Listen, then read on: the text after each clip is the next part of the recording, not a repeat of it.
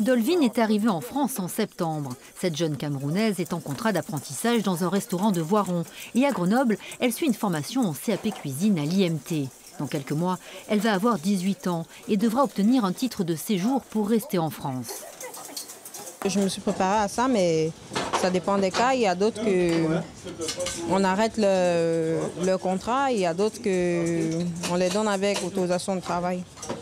Donc moi je me reproche de rien, je suis bien dans l'entreprise, je sais que si ça se passe n'importe comment, je sais que j'aurai quand même le soutien de mon patron parce qu'il me l'a déjà dit, quoi.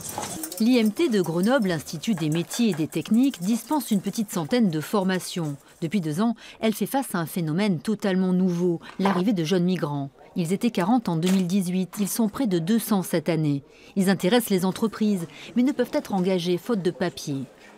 Ce sont des jeunes extrêmement motivés, extrêmement sérieux, qui sont très dynamiques et qui apportent un fort dynamisme dans le groupe. Tous les formateurs qui ont des jeunes, des jeunes comme ça dans leur groupe sont ravis parce que ça apporte une vraie valeur ajoutée par rapport à l'animation du groupe. Le président de la Chambre de commerce et d'industrie de Grenoble, dont dépend l'IMT, a très vite soulevé l'incohérence de la situation. D'un côté, des métiers en tension, métiers de bouche et bâtiments qui ont des postes à pourvoir. De l'autre, des jeunes formés qui, à 18 ans, risquent une reconduite à la frontière. On a perdu à la fois le coût de cette formation et on a perdu, je dirais, une compétence future.